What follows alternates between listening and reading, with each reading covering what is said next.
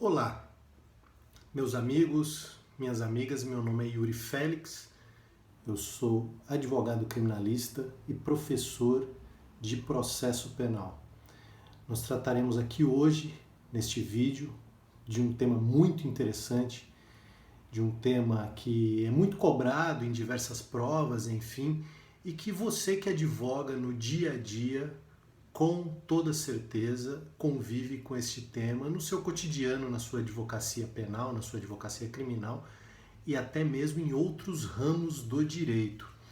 O tema específico de hoje é a Constituição Penal e seus mandados de criminalização. O que vem a ser isso? Eu farei rapidamente um esforço, um resgate histórico, muito breve. Depois falarei de alguns princípios trazidos na Constituição e, finalmente, chegarei nestes denominados mandados e, em alguns lugares, até mesmo com a expressão mandatos constitucionais de criminalização, que é o que nós podemos denominar enquanto Constituição Penal. Enfim, antes de começar, quero agradecer aqui a Ordem dos Advogados do Brasil, a Seccional São Paulo, na pessoa de seu presidente, Dr. Caio Augusto, e também o coordenador de eventos, de cursos, que é o Dr. Alexandre Rolo, pela oportunidade de estar aqui dialogando com todas e todos vocês. Vamos lá, começando o tema, como sabemos, o direito penal ele deve seguir alguns limites. Limites esses trazidos na Constituição Federal de 1988. É sabido que tivemos um período um pouco maior, um pouco menor, mas podemos denominar que um período de 20 anos daquilo que nesta conversa, neste vídeo, vou denominar enquanto ditadura civil, empresarial e militar, que durou da década de 64, do período de 64 até meados da década de 80.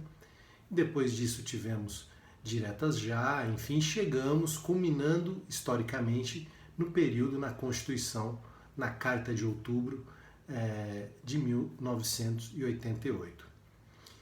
Esta Constituição, também sabido por todos, tem em seu artigo 5º os direitos e garantias fundamentais de todo cidadão. E neste artigo 5º, nós poderemos observar um elenco de diversas matizes do ponto de vista social, econômico, do ponto de vista do direito penal, do direito do trabalho, do direito do consumidor.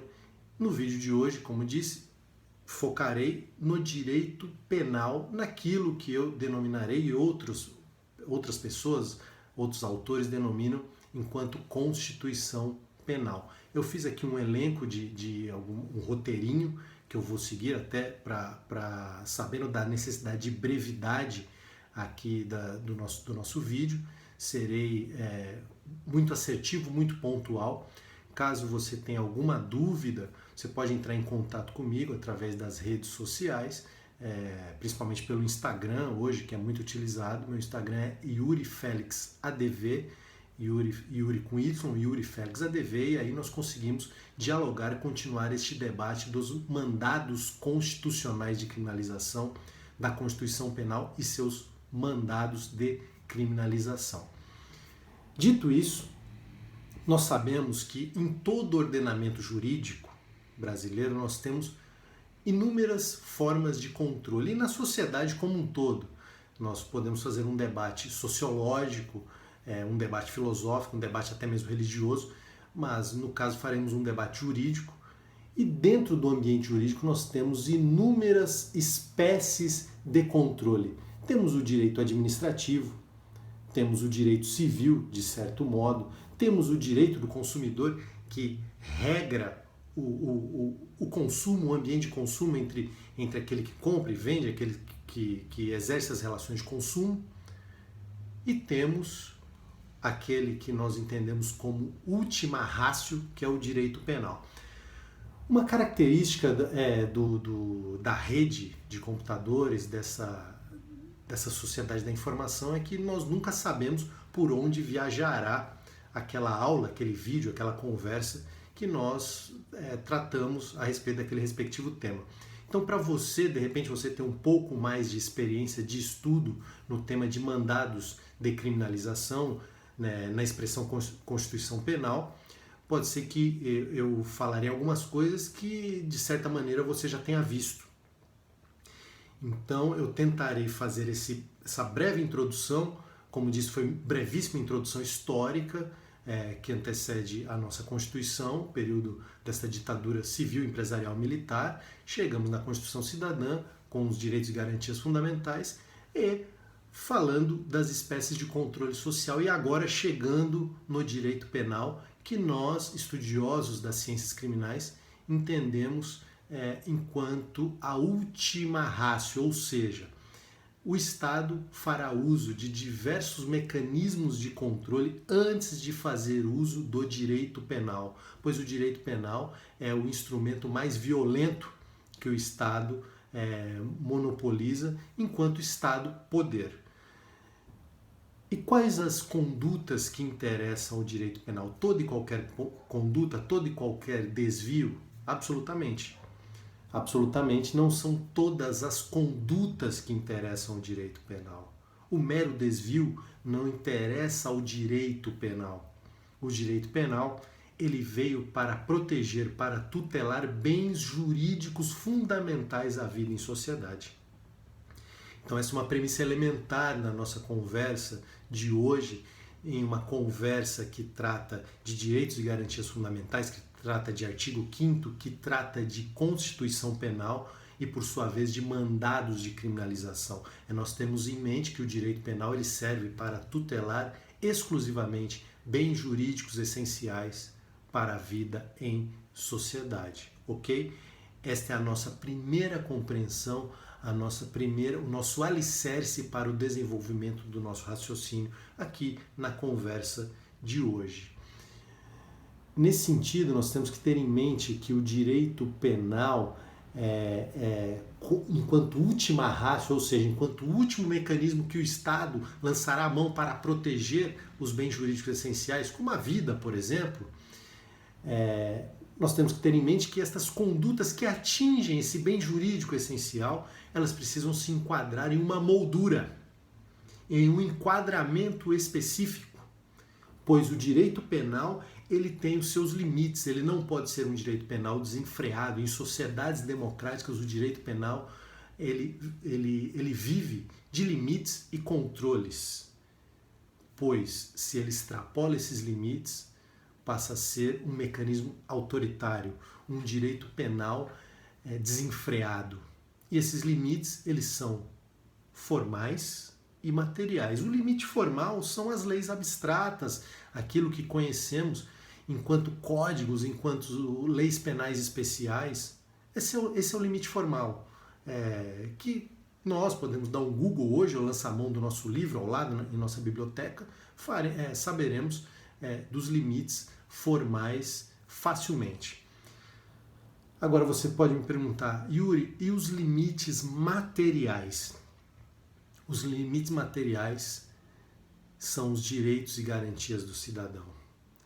Um direito penal que não respeita, que não cerra fileiras a partir do momento que atinge os direitos e garantias do cidadão, como eu disse, é um direito penal desenfreado. Mas como este limite material ele é exercido, já que o limite formal ele é exercido por meio das leis abstratas, por meio dos códigos, por meio das leis penais especiais. Como esse limite material ele é exercido?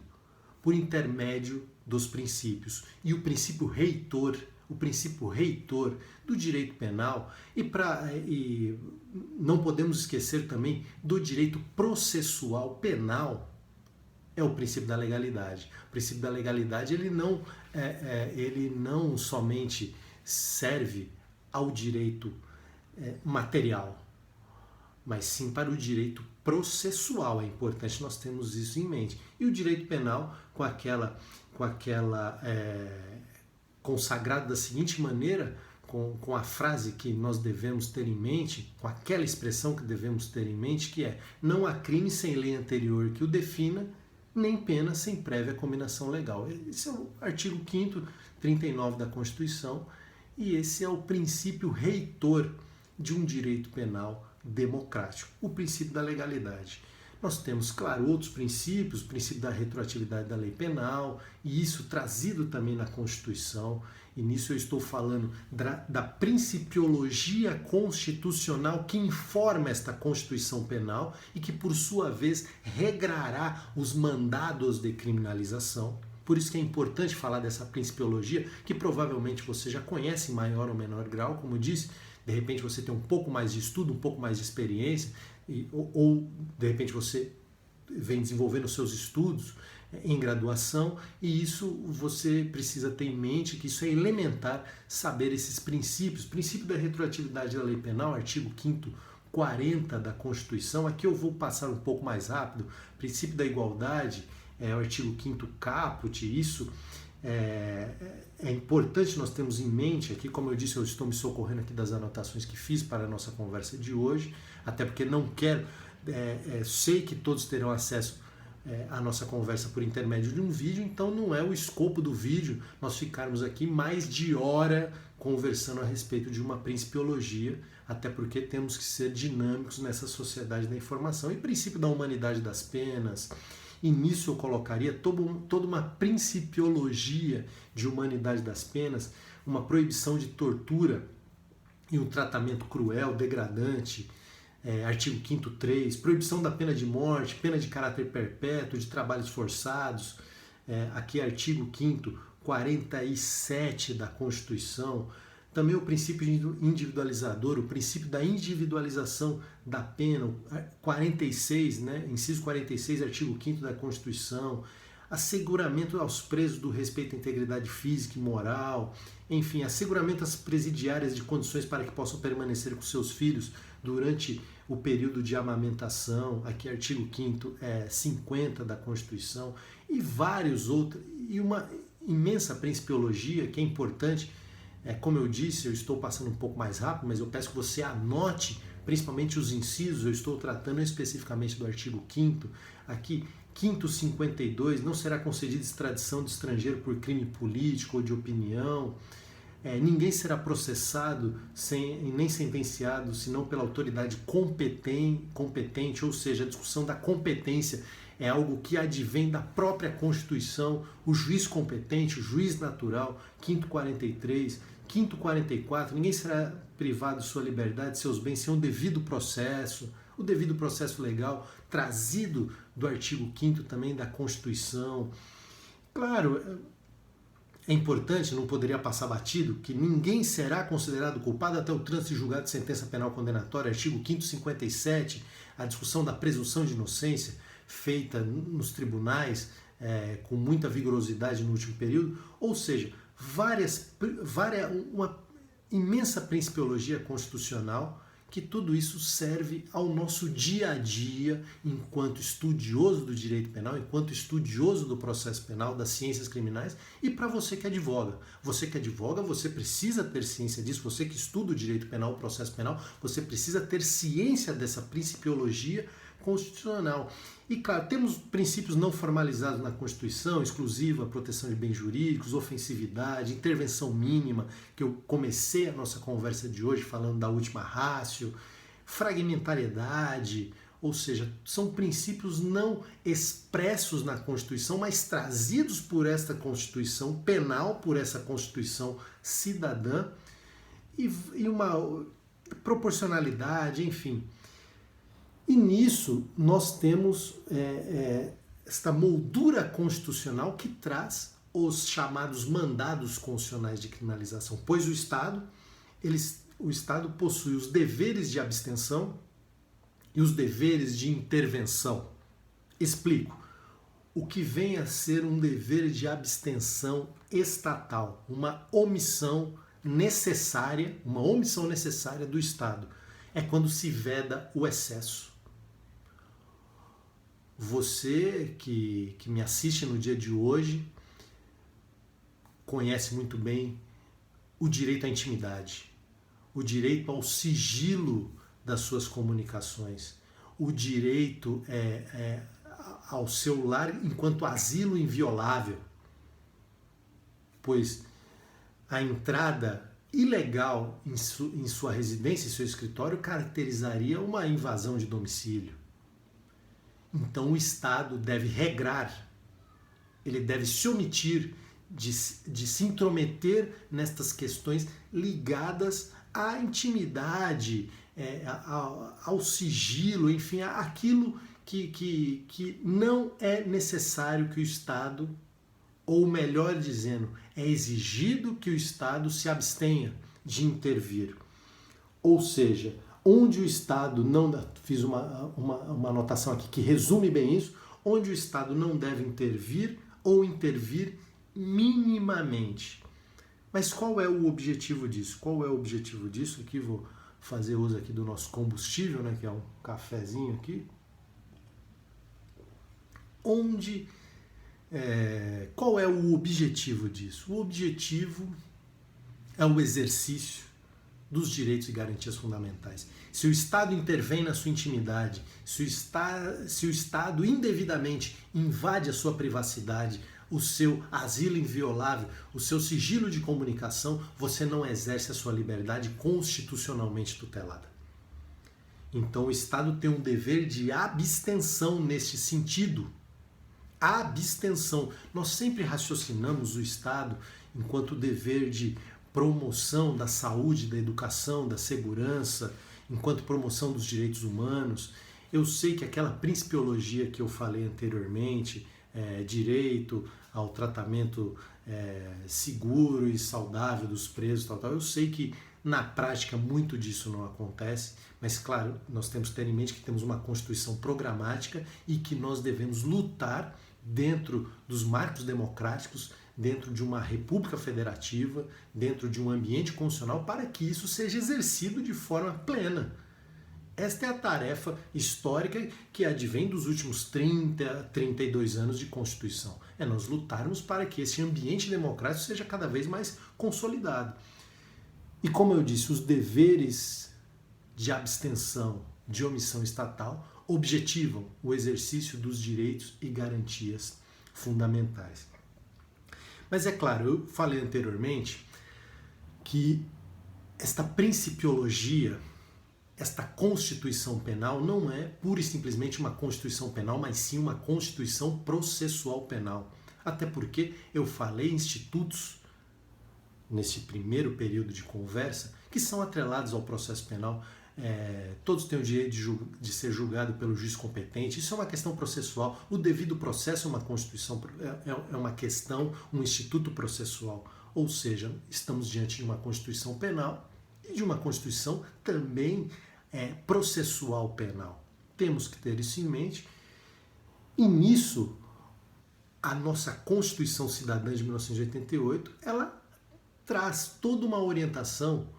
Ligar, e eu peço que você anote, que você pegue o seu papel, sua caneta, o seu computador, enfim, as suas anotações e coloque aí, até coloco aqui na minha anotação, mas e o direito processual? Se nós olharmos para essa Constituição Cidadã, nós podemos observar um regramento atrelado ao estado de inocência, à produção probatória, ao devido processo, às regras do jogo, como esse jogo processual deve ser jogado dentro desses marcos democráticos trazidos no artigo 5º da Constituição, de uma necessidade do processo penal trabalhar com categorias próprias e não ser um apenso indo a reboque de um processo civil que trabalha com outras categorias, que trabalha com toda uma discussão atrelada ao ônus probatório, atrelado ao bem da vida, atrelado a institutos próprios do processo civil, que não é o objeto da nossa conversa aqui hoje, mas é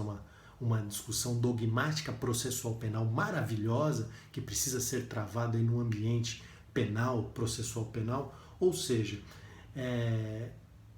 a Constituição Cidadã, a Constituição Penal, traz uma exigência de um sistema processual democrático. O que é um sistema processual democrático? Um sistema processual acusatório, onde cada ente tem o seu devido papel, Um acusa, um defende, um julga e um não interfere no trabalho do outro. Ao final, teremos uma decisão essa que eventualmente pode ser passível de recursos e que os recursos serão exercidos de forma plena e que o indivíduo só será culpado quando ocorrer efetivamente o trânsito e julgar de uma sentença penal condenatória nos termos desta Constituição Cidadã, desta Constituição Penal, Processual Penal. Mas, claro, esse Estado que tem os seus deveres de abstenção, os seus deveres de omissão, também tem os seus deveres de proteção, deveres de atuação estatal, deveres de proteção do cidadão, o que objetiva é o resguardo desses direitos fundamentais. E é nesta perspectiva que se trabalha aquilo que você já deve ter ouvido falar, vou tomar aqui no meu último gole, né? Aquilo que você já deve ter ouvido falar, que é o princípio da proibição da proteção deficiente. Eu vou repetir enquanto sirvo uma água aqui. Princípio da proteção da proibição deficiente ou princípio da proibição da proteção insuficiente. Princípio da proibição da proteção deficiente ou princípio da proibição da proteção insuficiente. Ou seja, o Estado ele deve intervir para tutelar bens jurídicos. Amanhã, o Congresso Nacional resolve abolir do Código Penal o crime de homicídio. Ele pode fazer isso? Ah, Yuri, é da regra do jogo. O Estado pode fazer isso, tal, vota lá uma lei, revoga essa lei e tal. Não, ele não pode fazer isso. Mas por que, Yuri? Por que ele não pode fazer? Porque é trazido em todo o ordenamento democrático do planeta que a vida é o maior bem jurídico a ser tutelado. O Brasil tem acordos internacionais assinados de direitos humanos. E aqui cabe um parênteses muito importante. Às vezes nós observamos algumas discussões. Não, mas o Brasil não é obrigado a cumprir isso, não é obrigado a cumprir a audiência de custódia, não é obrigado a vigorar o juiz de garantias, que é muito polêmico hoje, principalmente depois da advinda do pacote anticrime, da lei anticrime, que eu aproveito para fazer uma divulgação aqui. Eu sou diretor do IBCCRIM, do Instituto Brasileiro de Ciências Criminais, e gravei um podcast falando desta lei anticrime. Salvo engano, é o podcast, 13º podcast, número 13. Você entra lá no Spotify ou através das plataformas que você pode ter acesso ao podcast, e onde nós problematizamos toda a questão trazida, a alteração legislativa trazida com relação à lei, ao pacote anticrime. Mas o Brasil, ele pode revogar tal coisa, ele pode descumprir outra coisa, enfim, o que ele pode e o que ele não pode fazer? O Brasil tem obrigações internacionais, tem deveres de proteção, deve seguir um princípio de não proteção deficiente ou de vedação à proteção insuficiente, ou seja, ele deve exercer, ele tem uma obrigação ativa para proteger, para tutelar bens jurídicos essenciais. E nesse sentido que são trazidos os mandados constitucionais de criminalização, condutas humanas que, segundo a Constituição, necessitam ser criminalizadas. É claro que aqui há toda uma discussão, e eu pretendo entrar em uma delas nos próximos minutos, aqui nos próximos 3, 4 minutos, mas a Constituição, ela traz consigo, de 88, do legislador originário, do legislador constitucional, ordens, determinações ao legislador derivado, ao legislador ordinário, para criminalizar certas condutas. Ou seja, ele traz um direito fundamental à proteção. Aqui eu vou elencar alguns, muito rápido, até porque a Constituição traz uma necessidade de tutela do sistema financeiro, tutela do meio ambiente, tutela do consumo. Eu vou elencar alguns aqui, os mandados constitucionais de criminalização, os explícitos, os impressos, como o artigo 5º, 47, A prática do racismo constitui crime inafiançável, imprescritível, sujeito à pena de reclusão nos termos da lei. Qual lei? A Lei 7716 de 89. Aí nós seguimos, artigo 5º, 48, 43, melhor dizendo, e o anterior 42. XL, 2 pauzinhos. A prática de racismo. Agora XL, 3 pauzinhos. 43.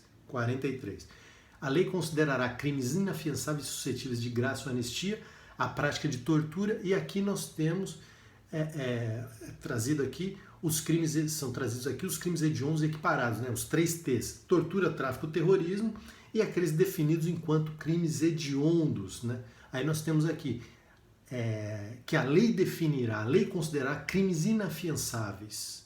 Artigo 5º, 43 da Constituição. E aqui temos a moldura legal, que eu faço toda uma problematização, inclusive tem até um livro publicado a respeito da lei dos crimes hediondos, livro este que está na 7ª edição, mas enfim, já tem alguns anos que foi publicado. E aqui nós temos toda a problematização trazida a respeito dessa ausência de definição, enfim, mas aí é outra conversa. Mas aqui é um mandado expresso de criminalização, artigo 5º, 43 da Constituição, da mesma forma que a prática de racismo, artigo 5º, 42 da Constituição, onde eu citei a Lei 7716 de 89 e as leis que envolvem os crimes hediondos. Lei 945597, que é a lei de tortura, a Lei 11343/2006, que é a lei de drogas, a Lei 13260/2016, que é o terrorismo, e toda essa moldura legal trazida na Lei 8072/90, que é a lei dos crimes hediondos, que sofreu também uma interessante alteração agora por conta dessa modificação trazida pela lei, pelo pacote anticrime. Ok? E aqui nós seguimos, temos aqui também o 44 do artigo 5º, constitui crime inafiançável, imprescritível, ação de grupos armados, civis ou militares contra a ordem constitucional e Estado democrático de direito. E claro, aí aqui nós temos, como eu disse anteriormente, os mandados constitucionais de criminalização explícitos ou expressos, e temos também os implícitos ou tácitos. E aqui eu vou ao artigo 5º, caput: todos são iguais perante a lei, sem distinção de qualquer natureza, garantindo-se aos brasileiros e aos estrangeiros residentes no país a inviolabilidade do direito à vida, a liberdade, a igualdade, a segurança, a propriedade nos termos seguintes. Aqui temos 2, ninguém será obrigado a fazer ou deixar de fazer alguma coisa senão em virtude de lei. É o mandado constitucional de criminalização, implícito ou tácito. Naquela perspectiva, recorde-se de que o Estado tem o dever de abstenção e o dever de ação. Lembre-se disso, o dever de omissão e o dever de promoção, de agir para a defesa e para o exercício das liberdades públicas, das liberdades civis, dos direitos e garantias fundamentais. Então lembre-se desta perspectiva. E aqui eu vou narrar, não vou ler um por um, vou narrar muito rapidamente para que você anote os incisos e depois faça a sua leitura reservadamente. Mas artigo 5º, 2, 6, 10, 11, 12, 22, 27, 32. Aqui o 32, por exemplo: o Estado promoverá na forma da lei a defesa do consumidor. Ou seja, e aí, claro, temos, se nós formos lá no Estatuto do Consumidor, né, na lei do consumidor, também temos questões penais envolvendo a tutela do consumo e daquele que exerce o consumo. Também temos questões penais na lei do consumidor. Então é importante nós termos isso. Já caminhando para o fim, eu quero deixar aqui para vocês alguns julgados para que você tenha acesso de como os mandados constitucionais de criminalização são tratados nos tribunais superiores do nosso país, como a Constituição Penal é exercida nos tribunais superiores do nosso país. Aqui eu vou colocar aqui para você um julgado do STJ, habeas corpus 4861 173, habeas corpus 486173 de São Paulo, ministra Laurita Vaz. Eu vou ler muito rapidamente aqui a ementa, onde traz habeas corpus, tráfico ilícito de drogas, mandado de criminalização, artigo 543 da Constituição. Lembre-se, Lei 11.343/2006. Afastamento da causa especial de diminuição da pena prevista no parágrafo 4º, que também teve uma discussão agora na lei anticrime desse parágrafo 4º. Fundamentação do tribunal de origem pautada na quantidade de droga, fundamentação inidônea. Aí temos aqui, ponto 1, na Constituição da República de 88, artigo 543, aí traz aqui a redação do artigo 543, e aqui aí coloca, sob a ordem jurídica, a lei 11.343 revogou a 6368, que era a lei antiga, passando a tratar de forma mais rigorosa o traficante e deu tratamento mais brando ao usuário. E aqui faz toda uma problematização a respeito destes mandados constitucionais de criminalização. Aqui no ponto 4, né, é colocado aqui no fim. Contudo, também não se nega que a Constituição da República seleciona bens juridicamente relevantes aos quais não se deve dar proteção deficiente.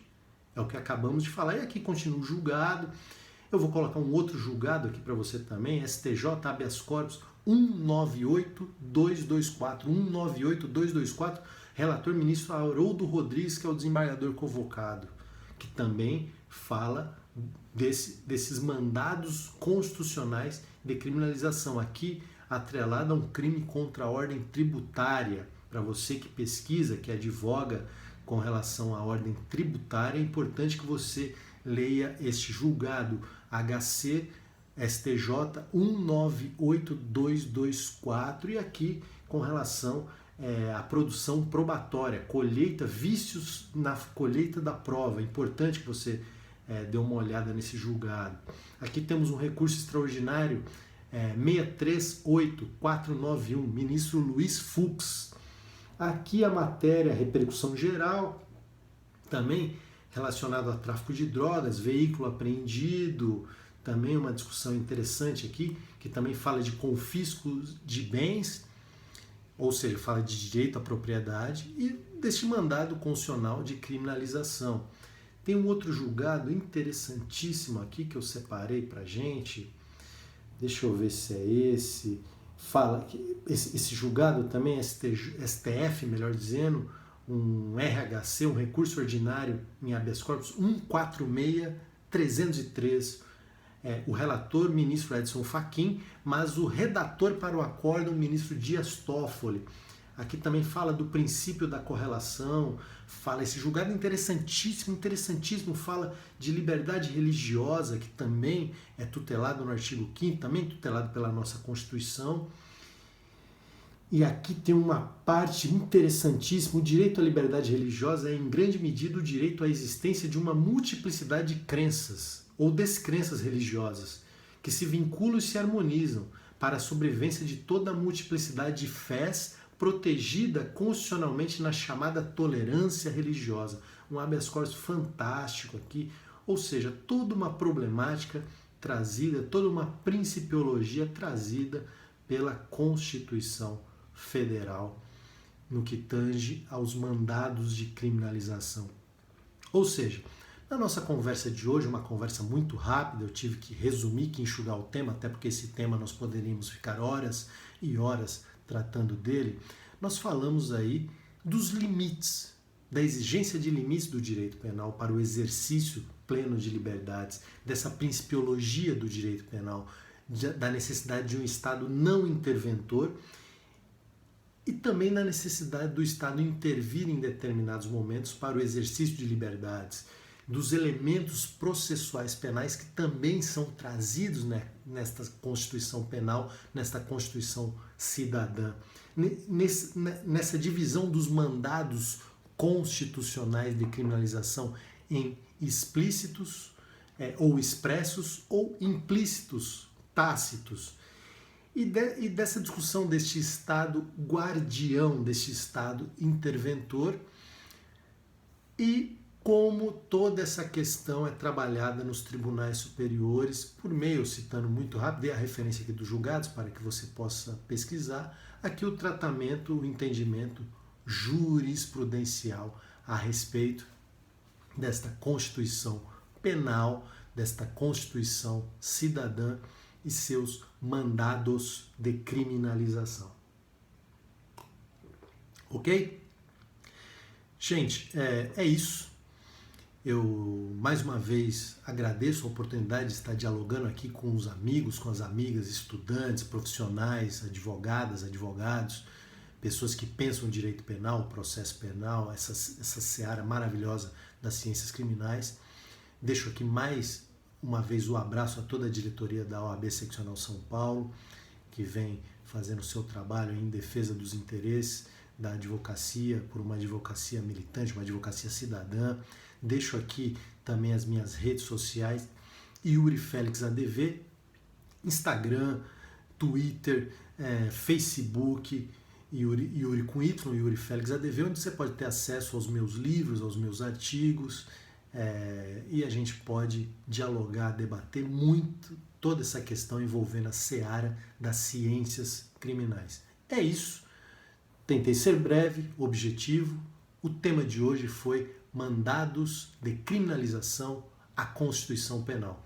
Forte abraço, sucesso a todos e até breve.